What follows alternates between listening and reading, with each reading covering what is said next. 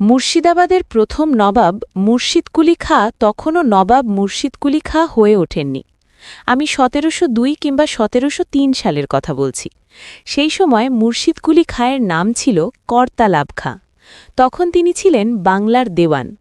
মুঘল সম্রাট আওরঙ্গজেবের কাছে থেকে নিয়োগপত্র নিয়ে তিনি যখন দাক্ষিণাত্য থেকে বাংলায় আসেন, সেই সময় বাংলার সুবেদার ছিলেন আওরঙ্গজেবের নাতি এবং ভবিষ্যৎ দিল্লির সম্রাট আজিমউদ্দিন।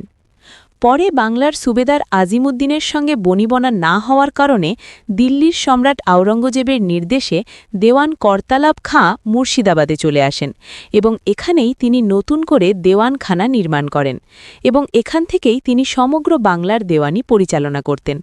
তবে সেই সময় এই স্থানের নাম ছিল মুকসুদাবাদ। তখন মুকসুদাবাদ ছিল একেবারেই নিস্তব্ধ একটি সাধারণ পাড়াগ্রাম। পরবর্তীকালে দেওয়ান করতালাব খাঁ এখানে দেওয়ানখানা নির্মাণের কিছুদিনের মধ্যেই এই স্থানটি অতিরিক্ত কর্মব্যস্ত হয়ে ওঠে। তারপরে ধীরে ধীরে এখানে বিশাল বিশাল প্রাসাদ গড়ে উঠল। তৈরি হল চওড়া ইট বিছানো রাজপথ।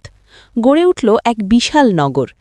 পরবর্তীকালে মুঘল সম্রাট আওরঙ্গজেবের কৃপায় দেওয়ান করতালাব খাঁ মুর্শিদ কুলি খাঁ উপাধি লাভ করলেন এবং একই সঙ্গে সম্রাট আওরঙ্গজেবের নির্দেশে এই মুকসুদাবাদ নগরীর পুরাতন নাম বদলে নতুন নামে নতুন রূপে গড়ে ওঠে মুর্শিদাবাদ নগর।